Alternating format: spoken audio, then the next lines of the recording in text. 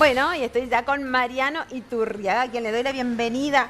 Justo estoy diciendo que se me cayó la escarapela. Sí, cayó la escarapela, por algún lado por algún lugar debe estar. Pero no cayó el sentimiento, no cayó la argentinidad. Día patrio. Día patrio, honramos, recordamos al general San Martín en un aniversario más de su fallecimiento, aquel 17 de agosto de 1850 en Granburg.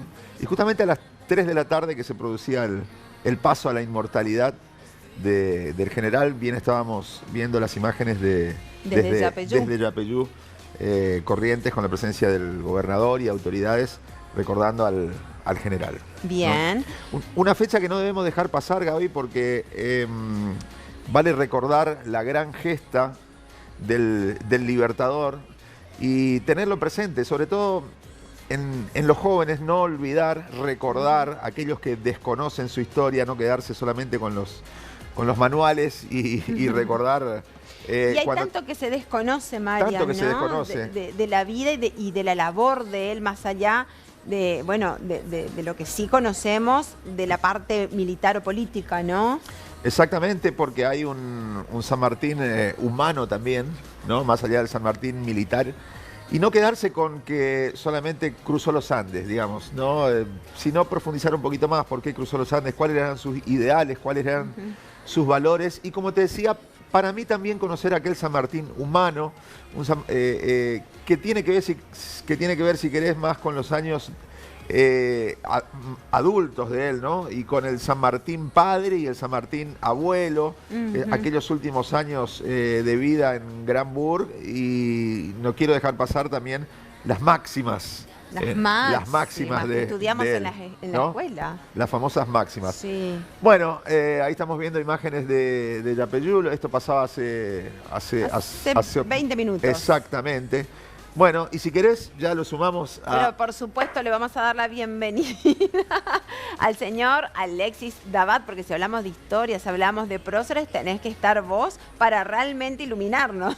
¿Cómo estás, Alexis? Bueno, ¿cómo están? Un gusto y... ¿Cómo andamos? Iturriaga, incorporado en nuestra charla de la... Sanmartiniana. Claro, porque todas las semanas tenemos nuestra charla con Gaby, de diferentes temas que hacen a la cultura. Pero hoy incorporado porque Mariano es un gran sanmartiniano, un gran fan. Un gran entusiasta de San Martín. Sos fan de San Martín y de Gardel. Exactamente. Es como un ícono de argentinidad. Exactamente. ¿Cierto? Muy fan de San Martín y muy fan de Gardel. Así es, símbolo de la argentinidad. Sí, tengo otros fans, pero son foráneos. Dejémoslo ahí. Quedémonos en los argentinos rescatables. Soy fan de los Beatles también, pero claro, no tiene que ver con la fecha. No tiene que ver con la fecha. Yo también en ese caso, pero dejémoslo en los argentinos rescatables. No, y está bueno que hoy hagamos como este repaso por un poco por la vida, por la historia y por lo que nos dejó, por ese legado, porque hoy es un feriado que si bien en nuestra provincia, feriado provincial, a nivel nacional a mí me duele que hoy no sea feriado. Claro, porque se traslada el feriado pero se pierde lunes, un poco, ¿no? Y lamentablemente se pierde. ¿Sí? El hecho de no marcar la fecha con el feriado, que es el objeto de hacer un día feriado justamente para marcar una fecha de efeméride, lamentablemente eso hace que se pierda la efeméride, porque la gente después no la identifica. Claro, la va perdiendo en el tiempo, pasas de la escuela después el lunes ya es un día de vacaciones. Exacto. Está dentro de un fin de semana largo, donde todo el mundo está de vacaciones o descansando o de viaje, y perdió el sentido de la recordación de la fecha y de hacer hincapié en la figura del Libertador, que es lo que estábamos diciendo hoy, tenerlo siempre presente en la recordación de la historia, porque el Libertador ha tenido una trascendencia mucho más allá de nuestro país, es decir, es uno de los libertadores de América junto con Bolívar, ¿no? Y ese caminar por diferentes países con su gesta hizo que también hoy se lo recuerde en otros países, y los peruanos también lo recuerdan con gran homenaje, ¿no? los peruanos. Sí, los chilenos. Los chilenos también lo recuerdan aunque en Chile está más considerado O'Higgins como padre de la patria. Pero también, el padre de la patria de ellos es O'Higgins. Sí, pero creo que también, ¿no? Pero también tiene, por supuesto, una relevancia en la historia chilena. Para los peruanos es el padre de la patria. Para los peruanos, sin duda, como para nosotros. Protector del Perú. El protector del Perú, exactamente. Esto todo tiene que ver con todo lo que fue su vida, pero vos decías algo interesante, ¿no?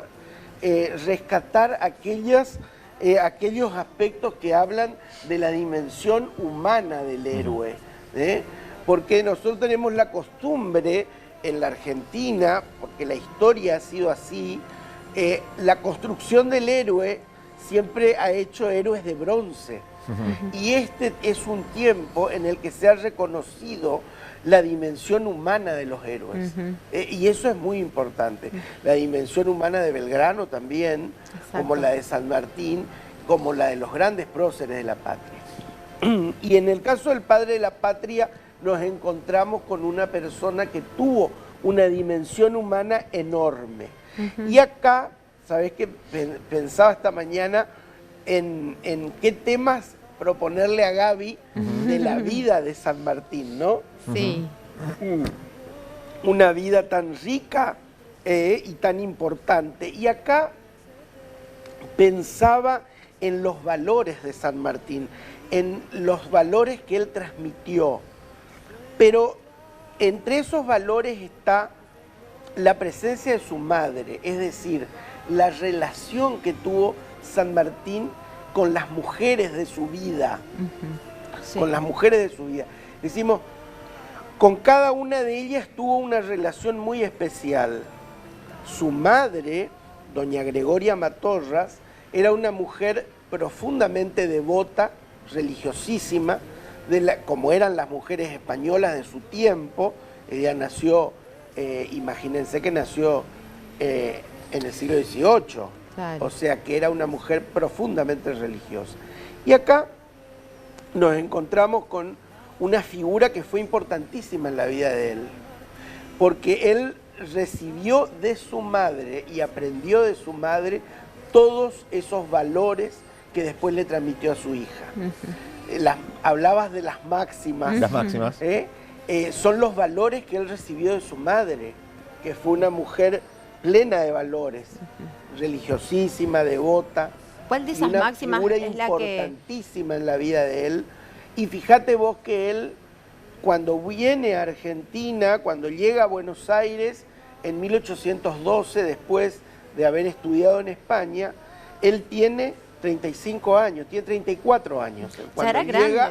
Cuando llega a Buenos Aires en 1812 tiene 34 años. Sí. Y cuando regresa a Europa, ya en el exilio, después de la campaña libertadora, de regresar del Perú, él vuelve a Europa desde Buenos Aires, ya en el exilio, ya era un hombre maduro, que tenía ya más de 40 años, tendría 45 años cuando vuelve a Europa. Él ya no vuelve a ver a sus padres, porque sus padres eran mayores cuando él volvió. Entonces, en ese retorno a Europa, él nunca más vio a su madre. Sin embargo, su madre fue una figura importantísima en su vida. Y yo creo, Alexis, te agrego algo. Yo creo que él, al venir de Europa en 1812, ya con la idea de esa gesta, de esa hazaña libertadora, yo creo que él ya, supongo, que habrá resignado esa ilusión de volver a ver a sus padres, porque a partir de aquel momento, para la corona española, se convertiría en una especie de traidor también. Así que volver a España iba a ser imposible. Claro, de hecho que él no vuelve a España, vuelve a otros países. Cuando regresa a otros países, vive en Bruselas un tiempo. Pero sus padres sí vivían en España. Sus padres sí vivían en España y murieron en España. Claro. Sus padres murieron en España, fueron repatriados en el año 47, 1947, son repatriados los restos de sus padres, que sí vivieron en España hasta el final de su vida y murieron en España. La otra mujer de su vida, su esposa, doña Remedios, Remeditos como le decía él, Remedios Escalada de San Martín. Una mujer que estaba predestinada probablemente a tener una vida de lujos. Era la hija de una familia patricia de Buenos Aires. Sus padres eran la gente más distinguida de la sociedad de Buenos Aires. Y sin embargo ella, enamorada de San Martín y por amor a San Martín, resignó todos esos lujos en los que vivía en Buenos Aires, rodeada de servidumbre y de un montón de cosas, de confort y de comodidades. Resignó todo eso para ir a vivir con él en Mendoza. Que en esos tiempos Mendoza... Claro, cuando él es nombrado el gobernador intendente de Cuyo, él ya estaba casado y entonces se va a vivir con ella. Y es el único momento en el que él convive con ella. Esos años que estuvo ejerciendo como gobernador intendente de Cuyo y que vivió en Mendoza, donde ella ejerció de primera dama en Cuyo. Son los años que él convive con su esposa. Y ella deja su casa y los lujos de Buenos Aires para ir a vivir en otras condiciones en las que no tenía la misma... En una ciudad, por decirlo de una manera, que en esos tiempos tenía problemas. Problemas con el agua, digamos, la falta de agua, una zona muy árida, muy seca. Muy seca, ¿no? Exactamente. Ella era una mujer muy reconocida en Buenos Aires. Cuando él la conoce, él tenía 14 años. Ella tenía. Claro, ella tenía 14 años, él tenía 34. Y ella era la bailarina más reconocida de los salones de Buenos Aires. Claro. Era hermosa, elegante, distinguida, refinada, y era la bailarina más reconocida de los salones de Buenos Aires. Él quedó prendado por ella desde el primer momento que la vio bailar en el salón de su casa. Donde se hacían las recepciones, las tertulias de la época, ¿no? Parece así que se casan a los pocos meses de haberse conocido. A los pocos meses, exactamente. Su amigo Carlos María de Alvear es el que lo presenta a la familia Escalada, lo lleva a la casa de los Escalada y lo presenta a la familia. Y él ahí conoce a la hija de los Escalada, que se destacaba en el baile. Claro. ¿No? Y quedó prendado de su belleza y le dijo a Alvear, le dijo: esa mujer me ha mirado para toda la vida. Ay, qué frase, qué lindo. Qué frase, ¿no? Marian, sí. ¿Y vos qué te llevó a ese fanatismo, a conocer profundamente la historia y seguir sus pasos, no? Mirá, siempre, en la escuela lamentablemente nos dejan solamente algunos datos de San Martín, ¿no? Y es muy corta la historia que nos cuenta. La historia de nuestros héroes. Y vos decís San Martín y relacionás el cruce de los Andes, el caballo blanco y las batallas. Claro, pensás en las batallas. San Lorenzo, y tanto se ha hablado de la figura de San Martín que, bueno, siempre me interesó ir y buscar un poquito más, a ver por qué se habla tanto de la figura de San Martín.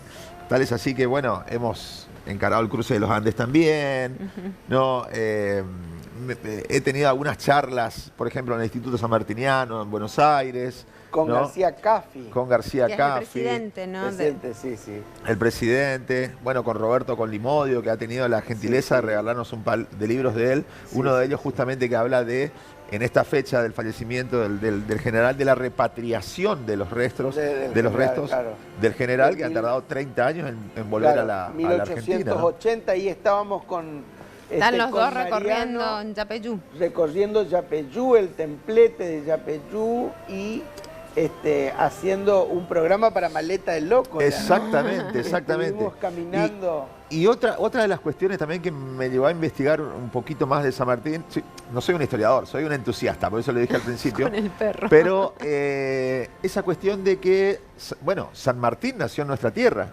San Martín nació en Corrientes, y por ahí es un dato que, aunque parezca mentira, en el mundo no se conoce tanto, ni siquiera en el país se conoce tanto, o se tiene bien claro. Nació en el territorio de las Misiones, podemos decir que no existía la provincia de Corrientes en 1778, cuando nace San Martín. San Martín nació en el territorio de las Misiones, en esa ciudad que era la capital de las misiones. Su padre era el gobernador civil de las misiones.